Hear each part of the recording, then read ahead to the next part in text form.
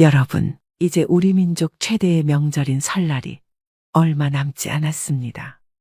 아무리 바쁘고 얽매인 현대 생활이라 할지라도 이날만큼은 잠시 잊어버렸던 부모를 찾고 흩어졌던 혈육이 한자리에 모여 서로 정을 나누면서 풍요로운 하루를 보내는 날인데요. 또 곡식과 과일로 조상들에게 차례를 올리시는 분들도, 산소의 성묘를 다녀오시는 분들도 계실 겁니다. 그러나 요즘 조상 이야기를 하면 픽 웃어넘기는 사람들이 많습니다. 핵가족으로 점점 확산되어가는 세상에 살아있는 부모도 잊어버리는 판국인데, 죽은 조상까지 기억한다는 것은 우스꽝스러운 일이라고 말하는 사람들도 있죠. 하지만 같은 혈통을 이어준 우리의 뿌리와 어찌 무관할 수 있을까요? 뿌리 없는 나무는 없듯이 조상 없는 자손은 없습니다. 부모를 잘 모시지 않고 조상님을 잘 대우해주지 않으면 우리는 결코 편안한 삶을 살 수가 없습니다. 여러분, 조상복이라는 것은 우리가 가질 수 있는 후천운 중 가장 중요한 요소 중 하나입니다. 조상은 돌아가신 뒤에도 반드시 여러분에게 음으로든 양으로든 영향을 주고 있습니다. 하여 과거 명당의 묘를 쓰면 후손이 번창한다고도 하였고, 또 흉당의 묘를 쓰면 후손이 멸문하기도 한다고 했죠. 설날에 차례를 지내시는 분들은 조상님의 은덕을 추모하고 저 세상에서나마 이 세상에 사는 자손들을 지켜달라는 기원을 바치실 텐데요. 그 조상이 여러분에게 복을 주는 것, 그것이 바로 제사상을 바르게 차리는 것으로부터 시작을 한다는 것입니다. 마치 덩쿨이 있는 음식을 올리면 후손의 일들이 계속 꼬이고 막히게 된다는 말이 있는 것처럼, 아무리 좋은 음식이라도 제사상에 절대 올리지 말아야 하는 그런 음식이 있습니다. 그래서 오늘은 제사상에 절대 올리면 안 되는 음식과 산소에 가져가면 조상덕을 볼 수 있는 음식을 각각 말씀드리려고 합니다. 오늘의 영상 끝까지 시청하셔서 조상님의 은덕인 조상복 절대 놓치시지 않길 바랍니다. 제사상에 절대 올리면 안 되는 음식 첫 번째는 복숭아입니다. 여러분, 이 복숭아는 귀신을 쫓는 과일입니다. 그래서 무당이 굿을 할 때나 귀신 들린 사람을 위하여 푸닥거리를 할 때에는 복숭아 나무 가지를 사용하곤 했다고 합니다. 봄에 복숭아 나무가 가장 먼저 양기를 최대치로 머금고 가지를 뻗기 때문에 동쪽으로 뻗은 복숭아 가지만 사용했다고 하는데요. 동쪽으로 뻗은 가지를 쓰는 이유는 태양은 동쪽에서 들기 때문에 가장 먼저 태양이 품고 있는 양기를 흡수하여 간직하기 때문입니다. 그래서 복숭아가 상에 올려지면 조상의 혼이 못 온다는 말이 있습니다. 또 털 달린 것은 부정하다고 해서 최고로 좋은 것만 올리는 귀한 상에 합급으로 여겨지는 복숭아를 제사상에 놓지 않는다고 합니다. 과거 우리 고택들 어디에도 집안에 복숭아 나무가 있는 경우는 없었습니다. 또 풍수에서도 복숭아 나무 근처에는 절대 묘를 쓰면 안 된다라고도 말을 하고 있습니다. 조상님들이 여러분을 만나러 올 수가 없고 절대 여러분에게 어떠한 복도 줄 수가 없게 됩니다. 그렇기 때문에 생전에 고인이 아무리 복숭아를 좋아하셨다고 하더라도 절대 제사상에는 복숭아를 올리시면 안 된다는 것을 기억하셔야 됩니다. 제사상에 절대 올리면 안 되는 음식 두 번째는 끝자에 치자가 들어가는 생선입니다. 바다고기 중에서 치자로 끝나는 고기와 어쩌나 기자로 끝나는 고기가 있습니다. 치자로 끝나는 멸치와 꽁치, 갈치 등은 학급 어종으로 분류가 되기 때문에 제사상에는 조상님에 대한 예로 최상의 음식을 대접해야 하기에 쓰이지 않습니다. 그 이유는 대량으로 몰려다니는 생선을 가장 흔하고 천한 생선이라고 여겼기 때문입니다.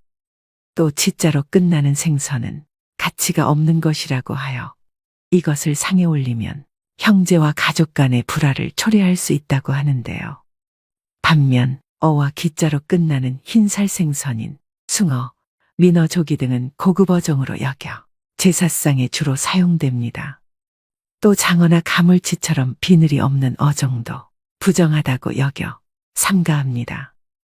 이처럼 과거에는 끝자가 어나 기와 같은 생선 중에 비늘이 있고 또 대량으로 잡히지 않는 생선을 최고급으로 여겨 이 생선들을 제사상에 올림으로써 조상을 대우하고 있고 그리워하고 있다는 것을 알려드리려고 했다고 합니다. 제사상에 절대 올리면 안 되는 음식 세 번째는 마늘이나 고추, 파입니다.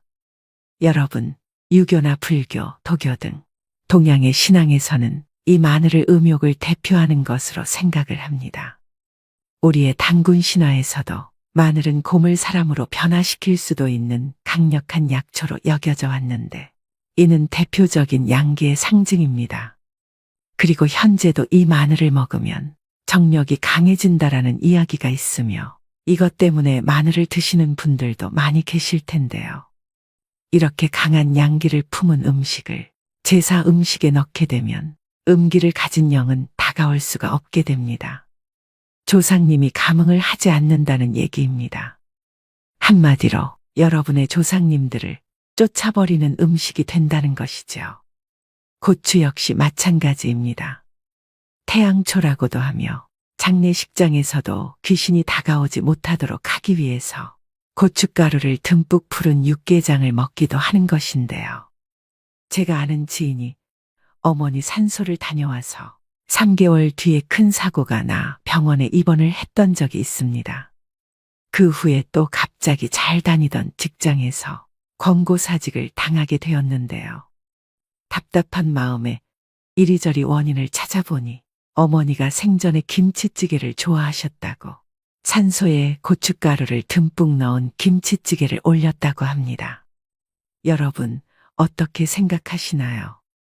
조상님이 오다가도 빨간 음식을 보시고는 노하시게 됩니다. 이외에도 부추, 달래, 미나리, 후추 등 강하고 자극적인 것 역시 같은 이유로 제사 음식에 쓰지 않으셔야 합니다. 제사상에 절대 올리면 안 되는 음식 네 번째는 막걸리나 소주, 과일주입니다. 여러분, 제사에는 절대 탁한 것과 찌꺼기가 있는 것을 사용하지 않는 것이 예입니다. 제사에 쪽밤같이 변형된 음식을 사용하면 안 된다고 말을 하는 것은 그 후손이 자신에게 주어진 복을 얻지 못하고 변형된 삶, 즉 불행한 삶을 살아가게 된다는 것인데요.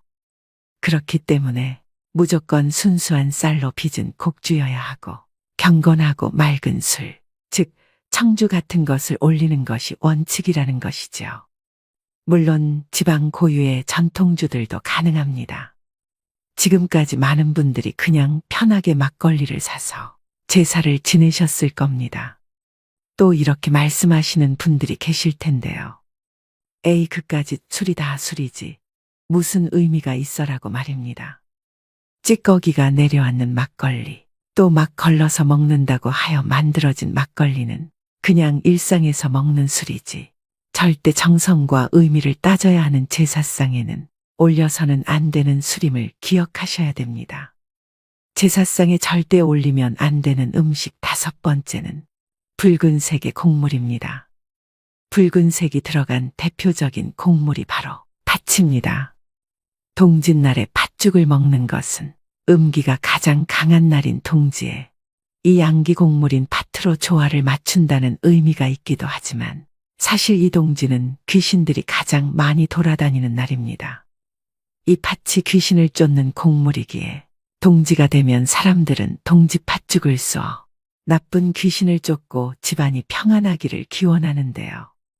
팥시루떡이나 팥앙금이 들어간 떡 역시 제사상에 올리지 않고 보통 팥시루 대신 콩시루떡을 놓기도 합니다. 귀신을 쫓는 부적을 붉은색으로 만드는 이유도 같은 이치입니다. 이렇게 붉은색이 들어간 것은 과일을 빼고는 무조건 피하셔야 합니다. 여러분, 조상님들이 여러분의 융숭한 대접을 흐뭇하게 잘 받고 돌아가셔야 여러분들에게 은덕을 주실 수 있음을 명심하셔야 됩니다. 제사상에 올리면 조상복을 쫓는 음식 5가지에 대해 알려드렸는데요. 제사상이나 차례상을 차리실 때는 우리 아버지가 좋아했던 어머니가 살아생전에 맛있게 드셨던 음식 위주로 차리시면 됩니다. 우리 아버지가 보쌈을 좋아하셨으면 돼지고기 수육을 하시면 되고, 어머니가 피자를 좋아하셨으면 피자를 올리셔도 상관은 없습니다.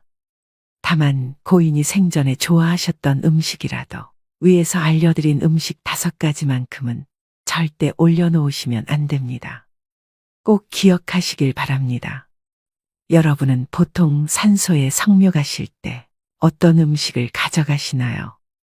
조상님이 좋아했던 음식을 가져가시면 좋지만 그 음식만 가져간다면 큰 덕을 보기는 힘듭니다. 살아있는 사람과 마찬가지로 조상님들도 좋아하는 음식이 있는데요.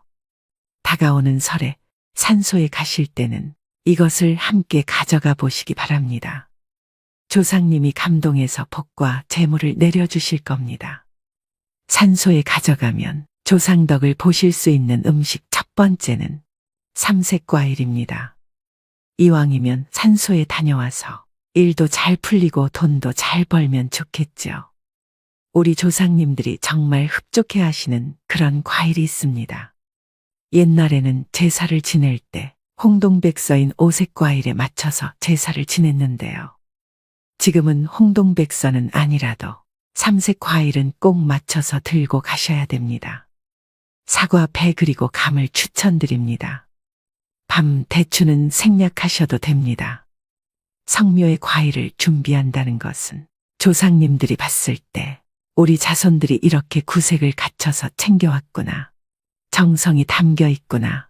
내가 뭐라도 도와줘야 되겠다. 이런 마음을 불러일으킨다고 합니다. 산소에 가실 때 과일은 생략하시는 분들도 계실 텐데 그렇게 하지 마시고 꼭 삼색 과일은 올리시라고 말씀드리고 싶습니다. 산소에 가져가면 조상덕을 보실 수 있는 음식 2번째는 식혜입니다. 옛날에는 제사 지낼 때 식혜가 빠지지 않았습니다. 식혜를 만들어 보신 분들은 아시겠지만 정성이 어마어마하게 들어가는 음식인데요. 내가 직접 담지는 못하더라도 산소 가실 때 식혜 한 병을 꼭 사서 들고 가시길 바랍니다. 마지막으로 제사를 지내시거나 산소에 성묘를 하러 가실 때 이것만은 주의하셔야 되는데요. 좋은 덕을 받으러 갔다가 오히려 화를 입는 경우가 생길 수 있습니다. 첫 번째로 제사상을 차리기 전에는 반드시 집 청소를 하셔야 합니다. 여러분, 제사상 근처에 절대로 있어서는 안 되는 것이 바로 머리카락입니다. 물론 이 머리카락이 귀신을 쫓는다라는 의미도 있지만 사실 이것은 소홀한 마음입니다. 정성인 것이지요. 음식을 준비하는 정성과 음식을 차리는 정성이 바로 조상님에 대한 존중이고 예를 갖추는 것입니다. 제사상을 차리시기 전에 반드시 깨끗이 청소하셔야 됩니다. 그래야 여러분들의 정성과 염원이 조상님들에게 그대로 전달이 되어 여러분들은 조상복을 제대로 얻으실 수 있게 됩니다. 2번째는 제삿날에는 절대 가족 간의 갈등을 보여서는 안 됩니다.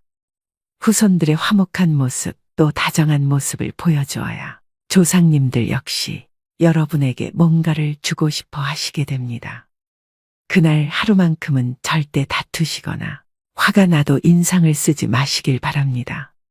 그것이 바로 조상복을 제대로 얻는 원칙입니다. 마지막 3번째는 진짜 중요한 이야기입니다. 산소에 들고 가신 음식이 보통 남으실 텐데요.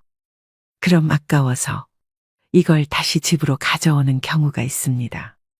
이런 경우는 탈이 날 수 있기 때문에 조심하셔야 됩니다.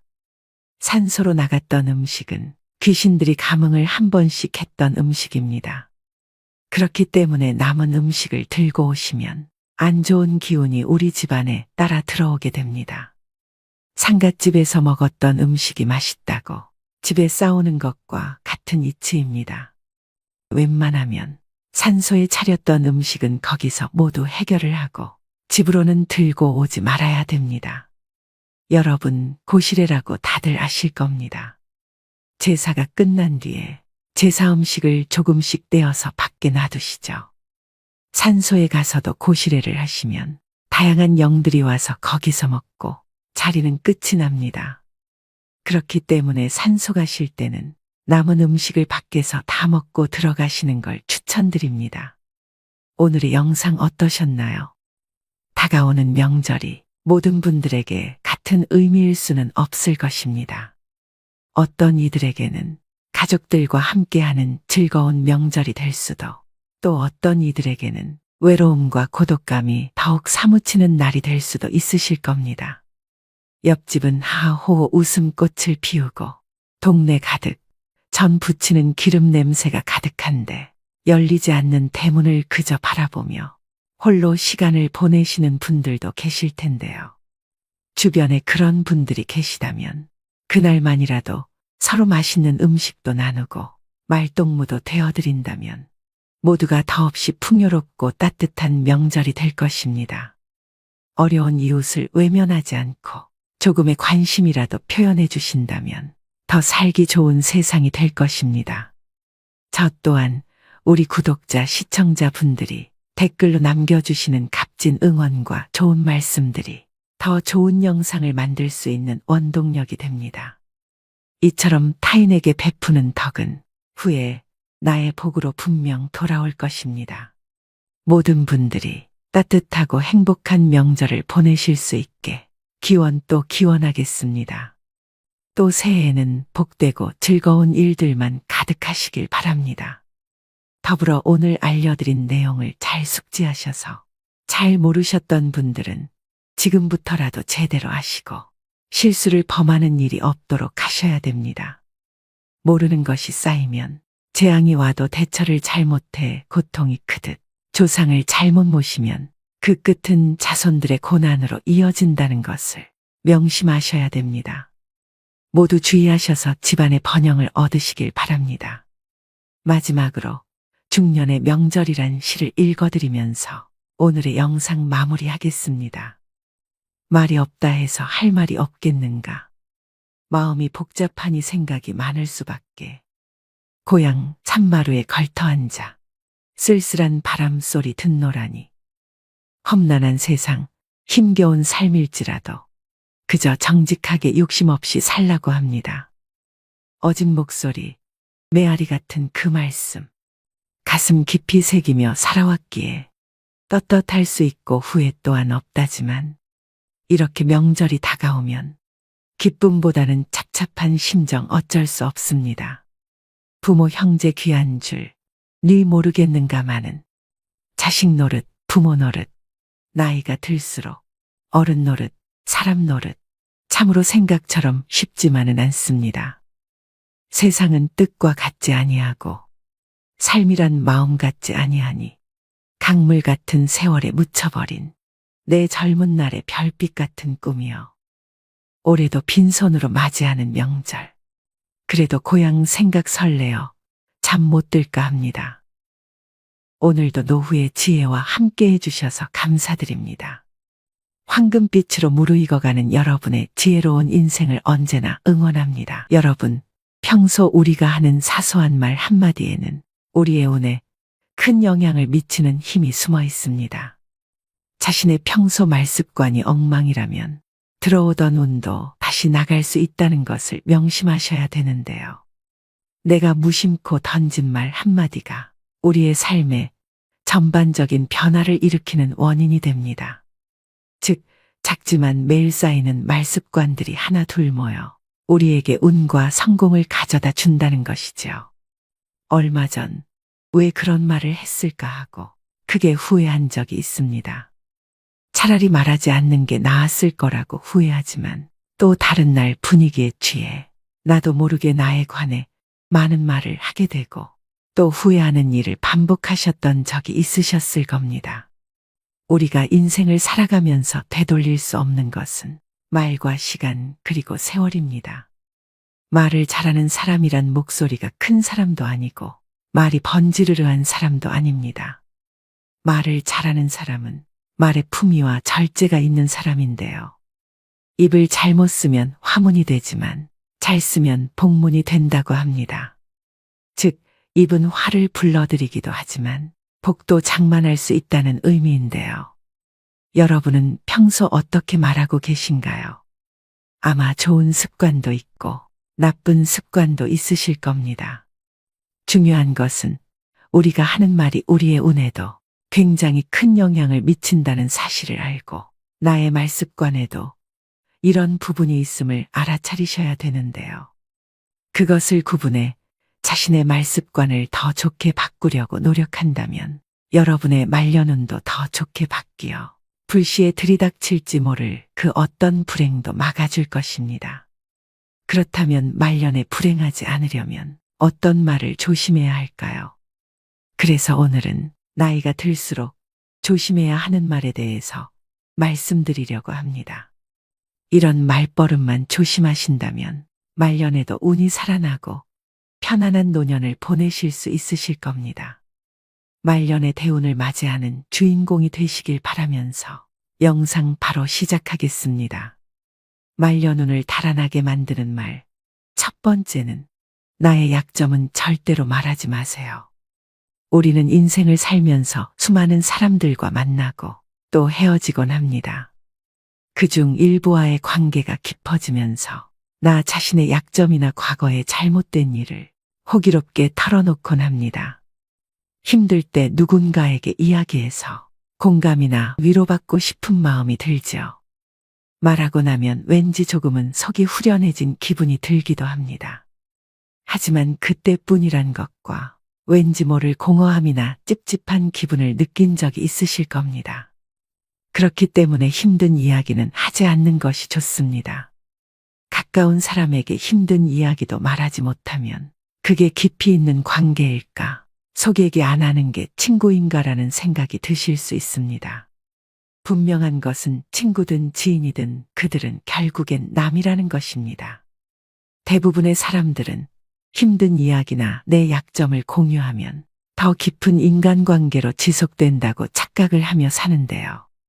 얼마간은 지속될 수도 있겠지만 관계라는 것은 영속적이지 않기 때문에 결국엔 지나고 보면 거의 대부분의 이런 대화는 자기 자신에게 화살로 돌아옵니다. 또 다른 힘든 상황이 생기게 되면 내 얘기를 들었던 사람은 그것을 근거로 생각하기 마련입니다. 어느 날 말한 나의 힘든 이야기는 듣는 사람에게 나에 대한 편견과 색안경을 씌워주는 것과 같죠. 또 자칫 잘못하면 여러분이 오랫동안 쌓아온 이미지가 무너질 수도 있고 극복하지 못한 과거의 약점은 현재에 더 큰 부담이 될 수 있습니다. 아라비아의 격언을 보면 생활의 지혜가 담겨 있습니다. 적에게 알려서 안 될 일은 친구에게도 알리지 말라. 비밀을 지키면 비밀의 주인이 되지만 비밀을 고백하면 비밀의 노예가 된다.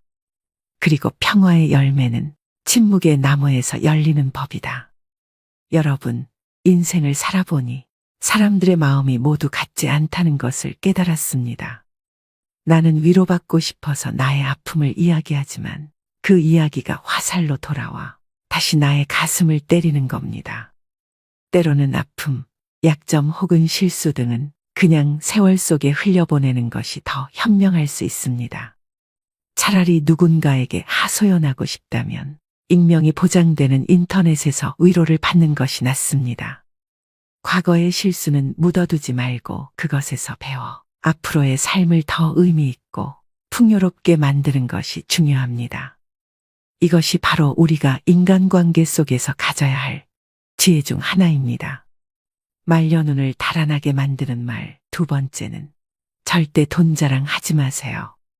들떠서 생각 없이 했던 돈 자랑으로 말년에 재물복 다 나갑니다.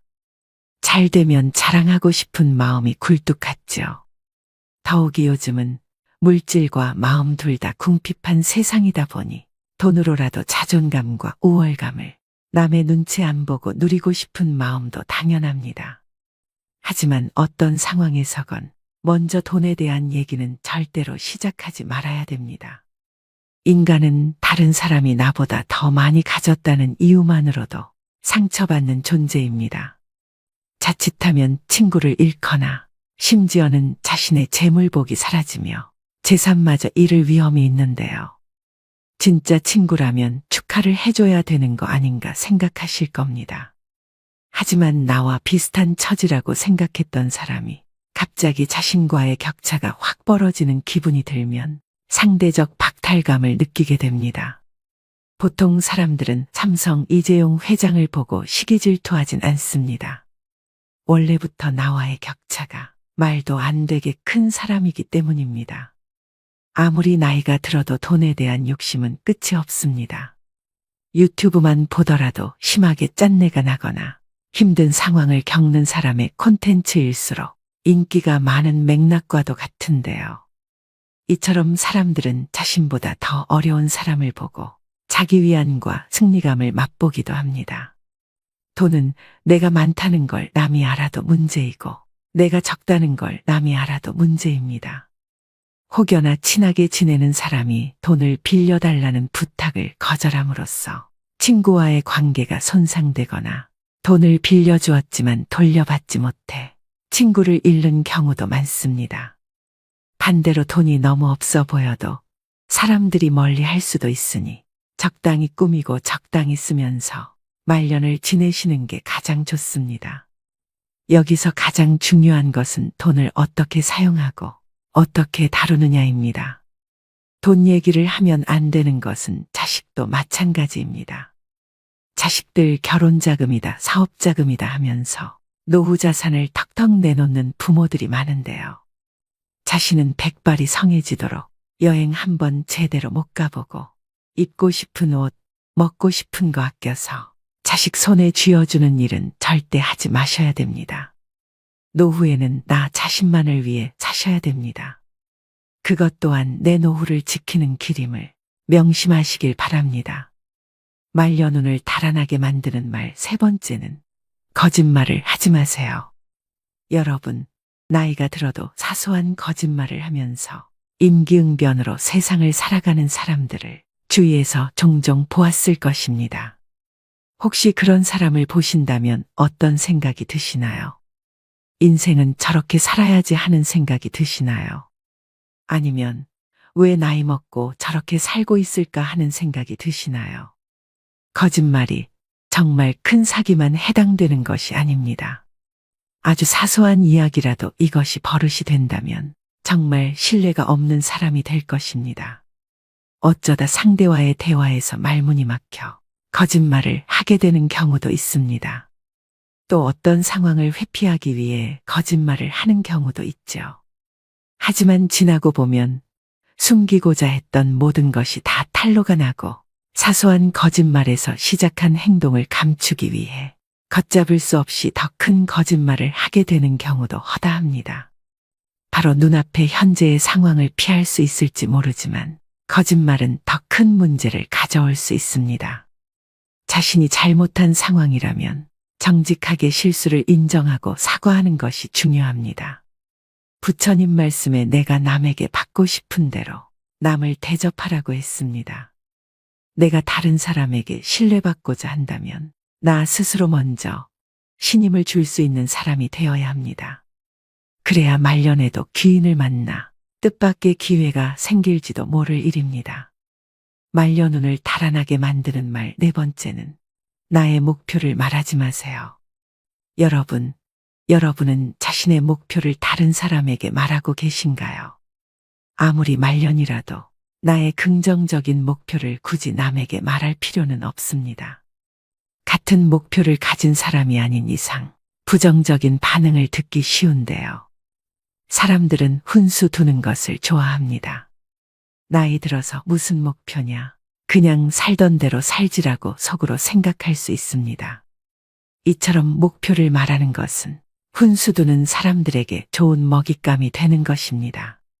또한 여러분이 목표를 이루어도 대부분의 사람들은 질투심을 느낍니다. 사촌이 땅을 사면 배가 아프다는 말이 있듯이 부러워하면서도 시기와 질투를 하게 되는데요. 그래서 그렇게 친하지 않은 사람들에게 목표를 말하는 것은 대체로 좋지 않은 결과를 가져옵니다. 나의 목표를 듣고 진정으로 응원하고 같이 나아갈 수 있는 사람들에게만 여러분의 목표를 나누는 것이 현명합니다. 여러분의 꿈과 목표는 소중하므로 그것을 함부로 다른 사람들에게 말하지 않고 자신의 길을 묵묵히 걸어가는 것이 중요합니다. 노년에 조용히 혼자 그동안 해보지 못한 나만의 버킷리스트를 하나씩 성취하면서 행복을 느끼는 것이 인생 말년의 낙인 것입니다. 성공하고 나서 말해도 늦지 않습니다. 한없이 흔들리는 세상에서 흔들리지 않기 위한 유일한 방법은 눈을 감고 귀를 막고 오감을 고요히 하는 것입니다. 그래야 말년이 편안해집니다. 말년운을 달아나게 만드는 말 5번째는 다른 사람의 단점을 말하지 마세요. 우리는 살면서 남의 이야기를 많이 하고 삽니다. 그리고 남의 약점을 이야기하는 것이 좋은 일이 아니라는 건 누구나 다 알고 있죠. 하지만 우리가 살아가면서 어떻게 남 이야기를 안 하고 살 수 있을까요? 세상 돌아가는 이런저런 이야기를 어떻게 안 하고 살 수 있을까요? 하지만 그럼에도 우리가 남의 이야기를 쉽게 하는 것을 조심해야 합니다. 남을 헐뜯는 사람은 새 사람을 죽인다고 했습니다. 자신을 죽이고 듣는 사람을 죽이고 비난의 당사자를 죽이는 것입니다. 다른 사람들과 누군가에 대한 비난을 같이 하게 되면 그 순간에는 그들이 나와 한편인 듯 느껴지지만 결정적인 순간에는 결국 서로를 의심하게 되는데요. 이로 인해 신뢰가 요구되는 좋은 기회들이 내게 왔을 때 놓치게 될 것입니다. 여러분들 주변에 기적적으로 내가 한 이야기를 무덤까지 가지고 갈 사람이 있다면, 남에게 절대로 말하지 않을 사람이 있다면 괜찮겠지만, 그렇지 않다면 부디 남의 단점에 대해 입에 올리지 않는 게 좋겠습니다. 물론 남의 비밀과 사생활은 무엇보다 흥미로울 수 있는 이야기이지만 내가 그것을 이야기하는 재미에 너무 빠진다면 자칫 입이 가벼운 사람으로 오해를 받을 수가 있습니다. 그리하여 내가 어려울 때 곁에 있어줄 사람이 없어질 수 있으니 남의 이야기, 특히 남의 단점을 이야기할 때는 신중을 기하심이 어떨런지요. 말년운을 위해 조심해야 될 말습관 5가지에 대해 말씀드렸는데요. 이처럼 인생을 살아가면서 가장 필요한 지혜 중 하나는 하지 않아도 될 말을 하지 않는 것입니다. 하지 않아도 될 말이 나에게 온 나쁜 운을 더욱 더 나쁘게 만들기 때문인데요. 매사 감사하는 생활을 하고 부정적인 말 습관을 버린다면 없던 운도 달려오기 마련입니다. 그리스 철학자인 소크라테스는 말을 하기 전에 먼저 3가지 체에 걸러보라고 합니다. 첫 번째는 사실인가? 혹시 누구에게 들은 이야기, 소문을 사실인 양 하려고 하지는 않았는가? 2번째는 선한 말인가? 지금 하려고 하는 이야기가 사실이 아니라면 선한 이야기인가? 3번째는 필요한 말인가? 지금 하려고 하는 이야기가 사실도 아니고 선한 이야기도 아니라면 꼭 필요한 이야기인가? 신이 말로 세상을 창조했듯이 말에는 엄청난 힘이 숨겨져 있습니다. 마치 식당에서 그 음식을 주문하면 그 음식이 그대로 나오는 것처럼 말하는 모든 내용은 시간의 차이만 있을 뿐 반드시 현실로 나타난다는 것입니다. 우리는 예로부터 이런 말들을 많이 들어왔습니다. 말이 시가 된다. 말이 첫 시작이다. 말이 곧 인생이다. 감사합니다 라고 말하면 감사한 일이 생기고, 행복하고 즐겁다라고 말하면 정말 행복하고 즐거운 일이 분명 나에게 생긴다는 것입니다. 피부의 상처는 치료하면 새살이 돋고 곧 치료되어 회복되지만 말의 상처는 오랫동안 가슴 속 깊이 대못질로 박혀 응어리지지요. 남편과 아내, 부모와 자식, 형제자매 그리고 친구 사이에서도 끝없이 발생하는 말의 상처. 그래서 가깝고 사랑하는 사이일수록 말을 조심하고 말을 아끼는 지혜가 필요한 것입니다. 하늘은 스스로 돕는 자를 돕는다고 했습니다. 편안한 말년운을 불러오기 위해서는 준비된 자만이 때에 맞추어 운을 잡을 수 있는데요. 노후에 잘 나가는 사람이 더 잘 나가는 것은 운이 좋아서가 아니라 열심히 노력해서 그 운을 잡는 것입니다. 그렇다면 어떻게 해야 좋은 말년운을 잡을 수가 있을까요? 또 편안한 말년을 보내고 있는 사람들의 비결은 무엇일까요? 말년을 편안하게 보내는 방법 3가지에 대해 말씀드리겠습니다. 첫 번째는 건강의 중요성을 아는 것입니다. 노후를 편안하게 보내는 사람들이 지키는 3가지가 있습니다. 자신의 건강을 위한 운동, 지식의 축적을 위한 독서, 돈에 대한 투자. 이 중에 가장 으뜸으로 치는 것이 바로 운동이라고 합니다. 건강을 잃으면 다 잃는다는 말 참 많이 들어보셨을 겁니다. 하지만 실제 건강이 나쁘신 분들이라면 더 절실히 느끼실 겁니다. 우리는 건강할 때 더 건강해지도록 노력해야 합니다. 그럼 우리가 할 수 있는 운동은 어떤 것이 있을까요? 나이가 들수록 근력 운동은 매우 중요합니다. 한 연구조사에 따르면 노인 중 근력 운동을 하는 사람은 3명 중 1명에 그친다고 합니다. 노인의 근력 운동은 근육을 부풀리는 것보다는 생활 근력을 유지할 정도로 하는 것이 좋습니다. 근력을 유지하고 향상시키기 위해 노인들에게 권장되는 운동은 걷기인데요. 걷기는 노인들에게 가장 쉽게 시도할 수 있는 운동 중 하나입니다. 이 운동은 중강도의 유산소 신체 활동에 해당하며 근력 향상에 많은 도움을 줍니다. 아침에 일어나서 바로 10분씩 걷기, 점심 식사 후에 산책하기, 저녁 식사 후 가벼운 스트레칭과 함께 걷기 등의 방법으로 걷기 운동을 일상에 자연스럽게 녹여 보시기 바랍니다. 이렇게 하면 건강한 노후를 위한 근력 유지에 큰 도움이 될 것입니다.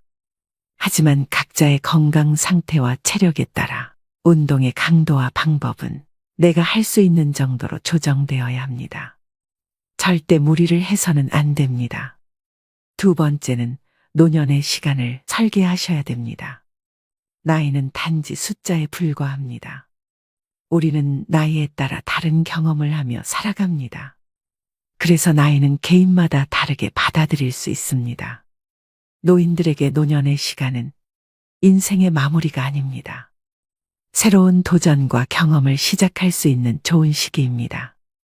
사회적 활동에 적극적으로 참여할수록 건강한 노년을 보낼 확률이 높아진다는 연구 결과도 있습니다. 노인이 되니 주변에서 무시하는 듯한 태도를 마주할 때도 있습니다. 차별적인 말이나 행동을 듣게 되는 것도 서러운 일입니다. 그렇지만 우리는 본인이 좋아하고 재미있게 할 수 있는 일을 찾으면 마음도 젊어지고 건강에도 좋을 수 있다는 것을 알아야 합니다. 본인이 원하는 것을 찾아가며 인생을 즐기면 노년은 깨달음과 성장을 이루는 소중한 시간이라고 생각되는데요. 요즘은 노인정이나 노인복지관에 참 많은 배울 거리들이 있습니다. 그동안 바쁘게 사시느라 배우고 싶어도 배우지 못했던 것들을 하나씩 찾아서 배워보는 것입니다. 혼자 있어도 외로움을 느낄 틈이 없습니다. 우리가 나이가 들면 친구는 줄어들고 몸은 노화가 시작되며 스스로 삶에서의 적당한 포기를 타협하면서 행동 반경이 확 줄어듭니다. 그러나 다르게 생각해보면 노년이 되면 나에게 주어진 시간을 오롯이 나에게 쓸 수 있습니다. 핸드폰 배우기, 사물놀이, 노래 배우기, 악기 다루기, 바느질, 뜨개질 등 내게 맞고 필요한 것들을 찾아 하나씩 도전해 보는 것입니다. 이런 활동을 통해 같은 취향을 가진 사람들을 만나고 함께 즐긴다면 자기 자랑하기 바쁜 친구들과의 의미 없는 수다보다 나 자신을 위해 정신적으로나 신체적으로 큰 도움이 될 것입니다. 노년기라는 것은 정말 좋은 기회가 찾아온 것이라고 생각하시길 바랍니다. 세 번째는 노인이 되어서도 할 수 있는 일거리를 준비하셔야 됩니다. 노후 준비는 돈을 우선시하면 실패하게 됩니다. 힘이 들어도 꾸준하게 체력을 단련하고 각종 자격증을 준비하거나 일할 수 있는 능력만 갖추어 두면 인생 100세 시대에 걱정할 것이 없습니다. 또 젊어서 고생은 피하시면 안 됩니다. 어려움을 잘 견뎌내는 사람들은 천성적으로 인내력을 타고난 것이 아니라 그저 힘든 일을 묵묵히 참고 견디어낸 것뿐입니다. 노후 대비를 위하여 맑고 깨끗한 정신으로 성실하게 살아가며 올바른 지식과 기술을 습득하고 바른 언행 속에 서두르지 말고 끝까지 실천해 나가면 기적처럼 탄탄한 노후를 즐길 수가 있을 것입니다. 99%의 노력을 하고서도 마지막 1%의 노력이 힘들어서 포기하면 99%의 노력도 무산됩니다. 오늘의 영상 어떠셨나요?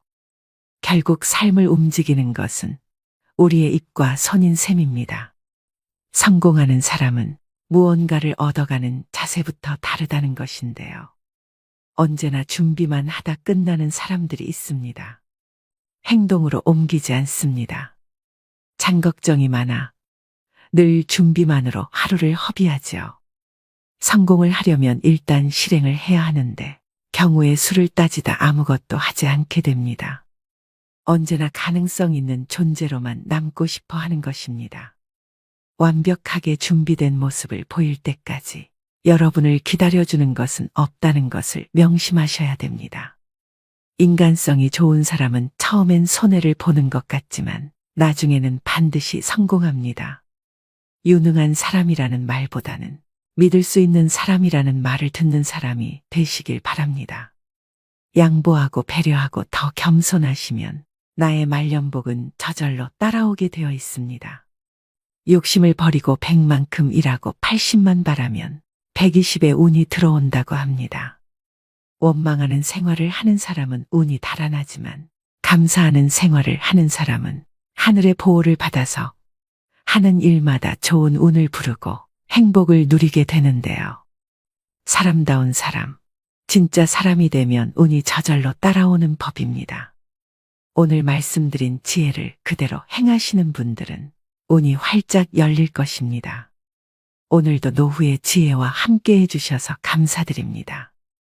황금빛으로 무르익어가는 여러분의 지혜로운 인생을 언제나 응원합니다. 여러분, 나이 들수록 점점 빛나는 사람은 무엇이 다를까요? 다음 6가지 문항 중에서 본인에게 해당되는 문항을 선택해 보시기 바랍니다. 첫째, 다양한 거리를 두는 친구 관계를 맺는다. 둘째, 지금의 내 나이를 아끼고 사랑한다. 셋째, 일과 삶 관계에서 내 가치관대로 산다. 넷째, 새로운 것에 대한 호기심이 있다. 다섯째, 머리를 계속 쓰면서 뇌 건강을 지키려고 노력한다. 여섯째, 노년에 필요한 건강 지식을 습득하고 있다. 이 중에서 모두 해당되시는 분들도 또 몇 가지만 해당되시는 분들도 계실 텐데요. 살다 보면 나도 이제 나이가 들었구나 느껴지는 순간이 있습니다. 나이살 때문에 얇은 옷을 입는 게 부담될 때, 계단을 오를 때마다 숨이 헉헉 차오를 때 등 난데없이 찾아온 신체적 변화가 당혹스럽긴 해도 흐르는 세월 앞에선 속수무책일 뿐입니다. 배우 김혜자님은 이렇게 말합니다. 젊은 사람들은 노년을 안쓰럽게 바라보지만 나이 들어보면 그리 싫지만은 않아요. 아프다가 재밌고 외롭지만 설레죠. 그녀의 말처럼 늙는다는 것은 단순히 심약한 노인으로 끝나는 게 아니라 더 농익은 지혜로 새로운 삶을 찾아 나아가는 여정이 아닐까 싶습니다. 이처럼 세월의 흐름은 누구에게나 찾아오고 시간은 우리를 한 곳에 머무르도록 두지 않습니다. 그런데 나이가 들었다고 관조하며 다 내려놓은 듯 무기력하게 나이 듦을 받아들여야 할까요? 현재의 나이와 상관없이 나이 듦에 가장 중요한 것은 나답게 사는 것이라는 생각이 드는데요. 내가 보낸 오늘 하루가 어땠는지, 오늘의 나는 어제의 나보다 괜찮았는지 살펴보기를 미루지 않는다면 나답게 나이 드는 일도 어려운 일만은 아닐 것입니다. 그래서 오늘은 나답게 나이 드는 즐거움이라는 책을 바탕으로 나이 들수록 점점 빛나는 사람 특징 6가지에 대해 말씀드리겠습니다. 타이베이 의과대학 교수로 30년 넘게 일하며 치매 치료의 최고 권위자인 할머니 의사 류슈즈도 노년에 접어들어 허리 수술, 백내장 수술, 유방암 수술을 받으며 노화를 온몸으로 경험하게 되었습니다.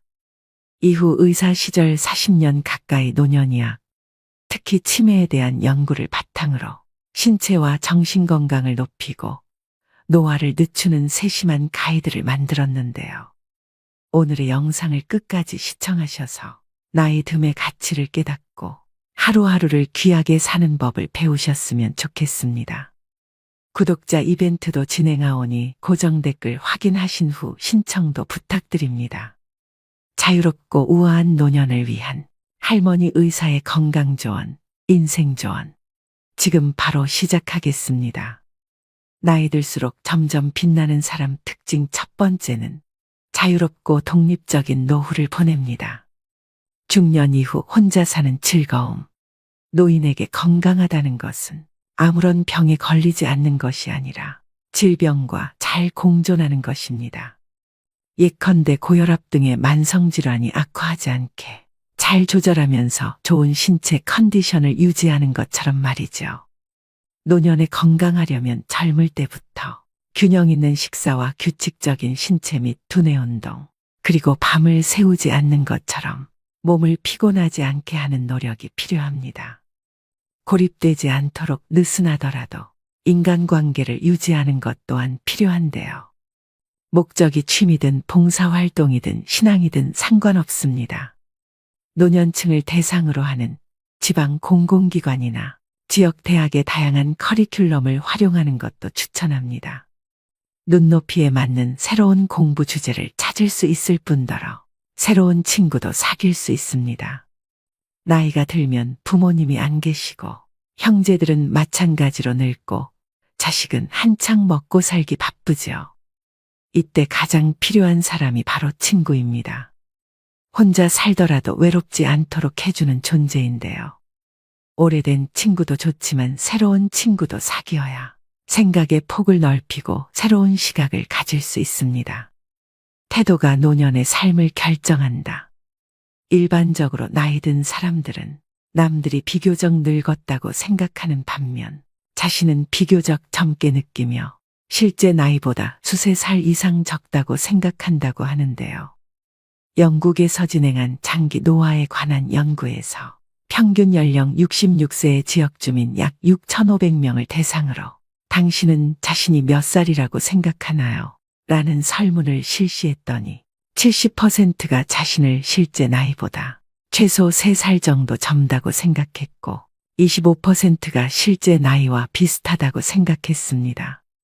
놀라운 점은 스스로 늙었다고 생각하는 사람의 사망률이 41% 높았고 심혈관 질환의 발병률도 높다는 사실을 발견했습니다.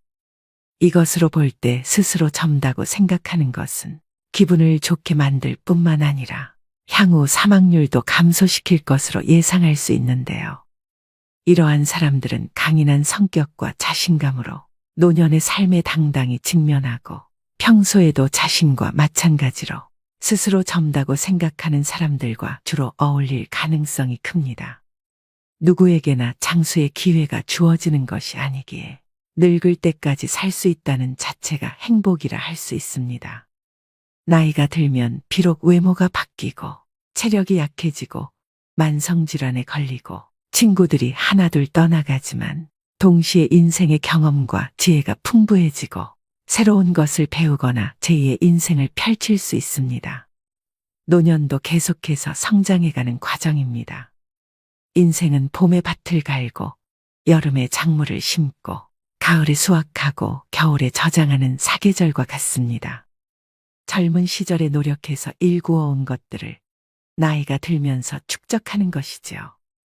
무병장수만을 꿈꾸기보다 병에 걸리면 적극적으로 치료하고 병에 걸리지 않았으면 건강한 생활 습관을 유지하면서 최상의 컨디션으로 활기차게 살아가면 됩니다. 따라서 젊을 때 노년을 긍정적으로 생각한다면 저절로 늘 성장하고 건강하며 활기찬 노년의 길로 접어들게 될 것이고 부정적으로 생각한다면 원치 않는 결과를 초래할 것입니다.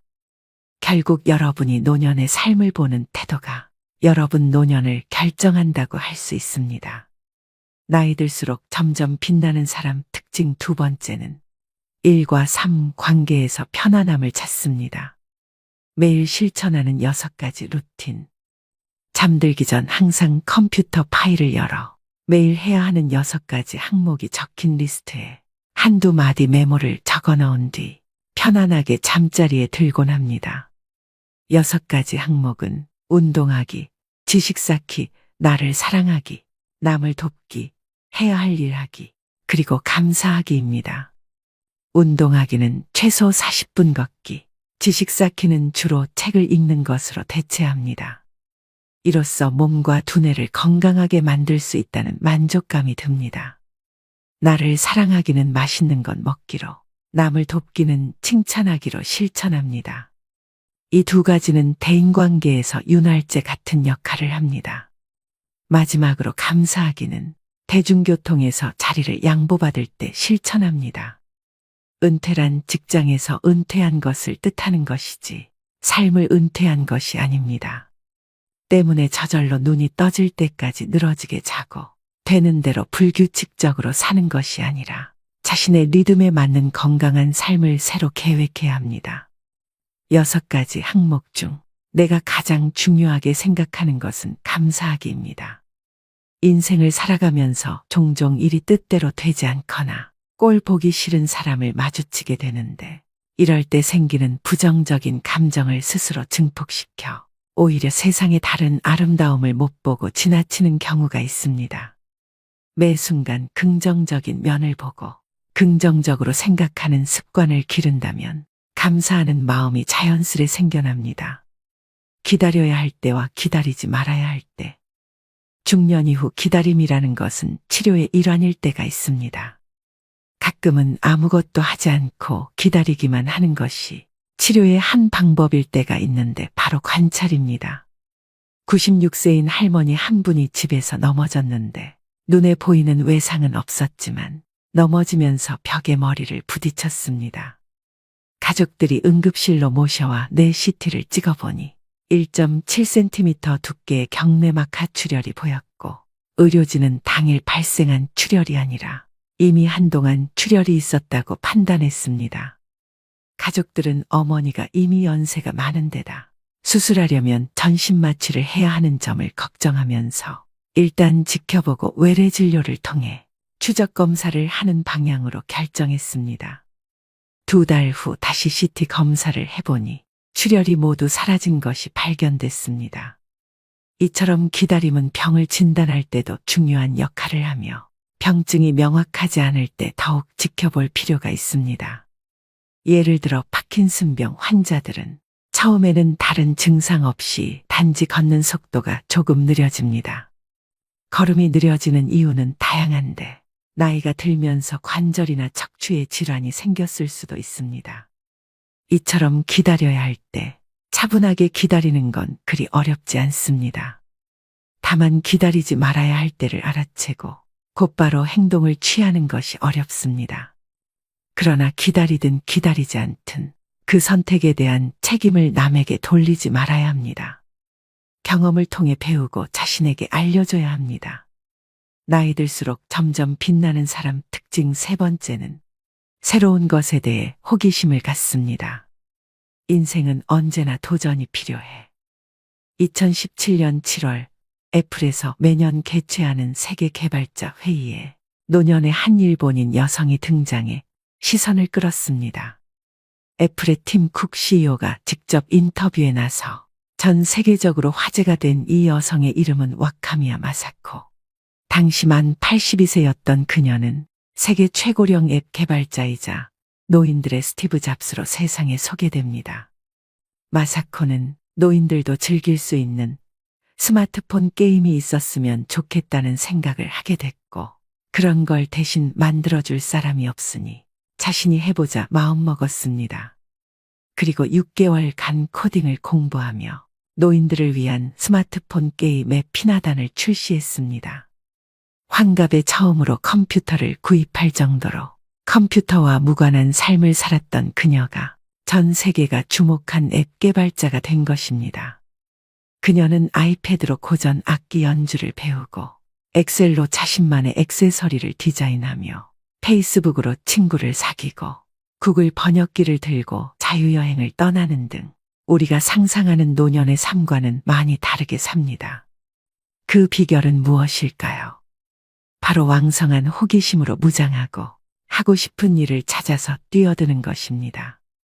그녀는 흥미있는 일이나 해보고 싶은 일을 발견하고도 이 나이에 시작한들 사람들이 비웃으면 어쩌지 하는 식으로 자기 의지 이외의 요인 때문에 주저하고 포기하는 사람들이 안타깝다고 말합니다. 그녀는 꼭 잘해야 할 필요 없다고, 그런 생각을 버리고 어떻게든 한 발 앞으로 나아가 보라고, 몇 살이 되었든 누구나 스타트라인에 설 수 있다고 말합니다. 서두르지 않고 느긋하게 자신에게 소소한 즐거움을 주는 일을 하나씩 추구하다 보면 나이와 상관없이 자신의 삶을 조금씩 윤택하게 바꿀 수 있다고 말입니다. 나이 들수록 점점 빛나는 사람 특징 네 번째는 건강하고 재미있게 삽니다. 여행이 심장 건강에 좋은 이유. 여행을 가서 매일 걷는 것도 아주 좋은 운동이 됩니다. 45세에서 64세의 심장 질환이 없는 여성 749명을 대상으로 20년간의 추적 조사를 진행했는데 휴가를 자주 가지 않는 것도 심근경색의 위험인자 중 하나로 밝혀졌는데요. 이는 특히 가정주부에게서 가장 뚜렷하게 나타났습니다. 6년마다 혹은 6년 이상의 간격으로 휴가를 가는 가정주부가 심근경색에 걸릴 확률이 매년 최소 2번 이상 휴가를 가는 사람의 2배로 나타났습니다. 이외에도 심혈관 위험인자를 가진 남성 13,000명을 대상으로 추적 조사를 진행한 결과 9년 뒤 휴가를 자주 가는 사람이 심혈관 질환으로 사망할 확률이 휴가를 자주 가지 않는 사람보다 무려 29%가 낮다는 사실이 밝혀졌습니다. 이처럼 연구진은 휴가가 스트레스를 해소해 심장병으로 인해 사망할 위험을 낮춰준다고 추정했습니다. 여행은 단지 아름다운 풍경을 즐기는 것만이 아니라 알게 모르게 다리 힘을 길러주고 머리도 계속 쓰게 하며 심혈관 질환 위험을 낮춰주는 역할을 합니다. 시간, 체력 그리고 경제력, 이 3박자가 맞아떨어진다면 가능한 여행을 많이 하라고 권하고 싶습니다. 몸과 머리는 바쁘게, 마음은 편안하게, 노년층에게 있어 많은 돈이 들지 않고 언제 어디서든 혼자서 할 수 있는 운동이 바로 걷기인데요.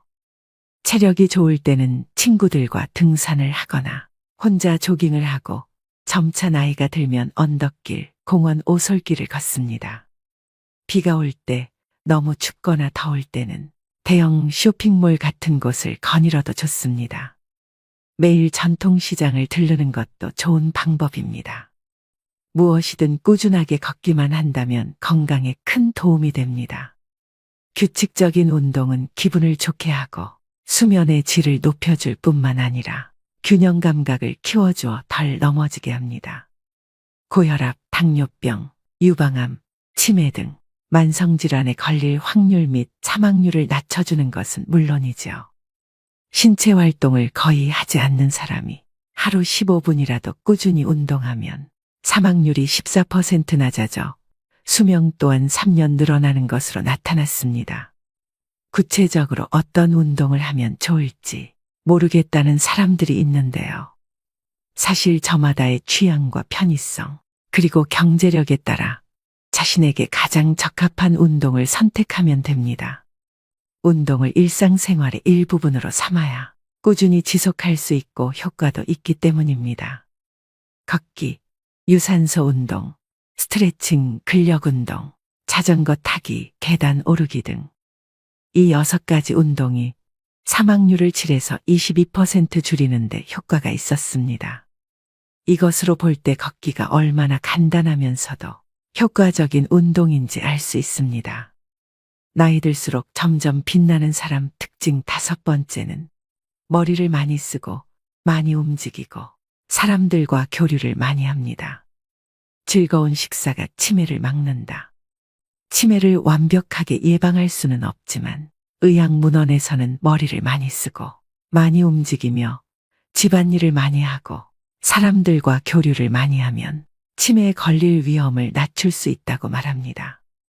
은퇴한 노인들이 자녀의 결혼과 배우자와의 사별로 집에서 혼자 식사를 하거나 간단하게 외식을 하는 경우가 점점 많아지고 있는데요. 노년에는 되도록 가족이나 친구, 가깝게 지내는 지인과 함께 식사하는 것을 추천합니다. 차려지는 음식이 다양해질 뿐만 아니라 웃고 이야기하면서 서로 음식을 권하면서 자기도 모르게 골고루 많이 먹게 됩니다. 음식 투정하는 아이도 학교 식사 시간에 다른 아이들이 먹는 모습을 보면 저절로 밥을 먹게 됩니다.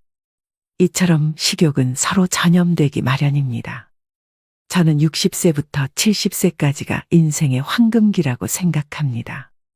은퇴를 해서 경제적으로 안정되고 자녀들도 독립해서 자유로울 뿐 아니라 신체 능력은 아직 쓸만해서 여기저기 다니기에도 수월합니다. 이때 잘 맞는 친구를 만나 자주 밥을 같이 먹는 루틴을 가지면 좋습니다. 심신 건강에 도움이 될 뿐만 아니라 함께 늙어갈 친구와 함께이니 치매를 예방하는 가장 즐거운 방법임이 틀림없습니다. 치매를 예방하려면 엄마 말을 들어라. 미국의 한 연구에서 치매를 앓고 있지 않은 약 20만 명을 대상으로 추적 조사한 결과 알츠하이머병 유전자가 있는 고위험군이라도 좋은 생활 습관을 가지고 있다면 발병률을 32% 낮출 수 있다는 것이 드러났습니다. 뻔한 말 같지만 좋은 생활 습관은 알츠하이머병을 예방하는 가장 좋은 방법이며 이러한 습관을 하루라도 빨리 가질수록 더 좋습니다. 인간의 뇌는 쓸수록 진화하고 안 쓸수록 퇴화합니다. 책 읽기, 신문 보기, 글쓰기, 노래 부르기 혹은 악기 연주하기 등은 모두 인지 기능을 많이 사용하는 활동입니다. 운동을 하고 싶다면 부담 갖지 말고 자신이 좋아하고 자신에게 맞는 운동을 찾아 꾸준히 하면 됩니다. 수영, 하이킹 등을 하거나 하루에 최소 40분씩 걷는 것처럼 말이죠. 정서적으로 안정을 유지하는 것 또한 중요합니다. 동호회, 자원봉사 혹은 종교활동에 적극적으로 참여해 사람들과 자주 교류하면 외롭거나 우울하지 않습니다. 흔히 말하는 지중해식 식사도 도움이 됩니다. 채소, 과일, 콩류, 견과류, 그리고 올리브 오일을 많이 섭취하셔야 됩니다. 이러한 방법들이 왠지 매우 익숙하지 않으신가요? 바로 어릴 때 늘 듣던 어머니의 잔소리와 같은데요. 의학문헌을 열심히 읽어본 후에야 알츠하이머병을 예방하는 방법이 다름 아닌 엄마 말을 잘 듣는 것이었다는 사실을 깨닫게 됩니다. 나이 들수록 점점 빛나는 사람 특징 6번째는 노년에 필요한 건강 지식을 습득합니다. 노년의 다이어트, 똑똑한 식습관은 무조건 적게 먹는 방법은 성공하더라도 요요가 오기 쉬운데요. 먹더라도 똑똑하게 먹어야 합니다. 뇌를 속임으로써 뇌가 포만감을 느껴 저절로 적게 먹게 되고 결국 목표 체중에 도달할 수 있는 방법 2가지가 있습니다. 첫 번째는 밥 먹기 30분 전에 먼저 과일이나 과자 등으로 배를 살짝 채우는 것입니다. 음식이 들어간 지 30분이 지나면 혈당이 올라가서 배고픔을 느끼지 않습니다. 이때 식사를 하면 자연스럽게 과식을 안 하게 되고 체내 인슐린도 비교적 안정됩니다. 어릴 때 어른들이 늘 하던 밥 먹기 전에 군것질하지 말아라는 말과 완전히 상반되는 팁인데요. 어릴 때는 성장을 위해 밥을 충분히 먹어야 키가 크지만 어른이 된 후에 밥을 지나치게 충분히 먹으면 몸은 그저 가로로만 자라기 때문입니다. 2번째는 천천히 꼭꼭 씹으셔야 합니다. 음식물이 구강 내에 오래 머무를수록 뇌는 음식물을 크게 인식하고 포만감을 느껴 결국 많이 먹지 않게 됩니다. 얼마나 오래 씹어야 할까요? 삼각김밥 하나를 먹는다 치면 최소 10분 이상 들여야 합니다. 평소 혼자 식사할 때는 한 입 먹을 때마다 스마트폰 혹은 3분 정도 TV를 시청해도 좋은데요. 이렇게 식사 시간을 늘리는 것이 전통적인 식사 방법은 아니지만 꽤 효과적인 방법입니다. 오늘의 영상 어떠셨나요? 산다는 건 좋은 거지 수지 맞은 장사잔소. 가수 김국환님의 타타타의 가사 일부인데요. 이처럼 살다 보면 즐거울 때도 있지만 그렇지 않은 날도 많습니다. 노후에는 내가 살고 싶은 대로 내가 원하는 삶을 사는 것이 더할 나위 없이 행복해지는 길일 것입니다. 나이가 들어가고 있는 자신을 받아들이고 내가 무엇을 원하는지 내면의 소리에 집중하셔야 합니다. 자기 자신을 받아들이는 순간 인생의 쇄신과 갱신이 자연스럽게 일어납니다. 그렇다고 이 모든 것을 숙명처럼 받아들이며 자신을 방치하라는 말은 아닙니다. 그냥 있는 그대로의 나로 살아가되 자신에게 내재된 미를 발견해내고 그 나이에 맞는 고유한 매력을 하나하나 찾아간다면 나이 듦을 좀 더 편안하게 받아들일 수 있습니다. 계속해서 나다움을 찾고 소소하지만 즐거운 것들을 해나가며 나다운 삶을 그려가는 일은 노년기에 가장 중요한 일입니다. 그때야 비로소 진짜 나를 마주할 수 있고 지혜롭게 나이 들 수 있기 때문인데요. 가끔은 세월의 흐름 속에서 달라져 가는 나의 몸과 마음이 조금은 원망스러울 때도 있겠지만 지금의 변화를 즐겁게 받아들여 보는 건 어떨까요? 지금의 나와 사이좋게 지내며 함께 걸어갈 때 더 자유로운 삶을 살 수 있을 테니 말입니다. 오늘도 노후의 지혜와 함께 해주셔서 감사드립니다. 황금빛으로 무르익어가는 여러분의 지혜로운 인생을 언제나 응원합니다.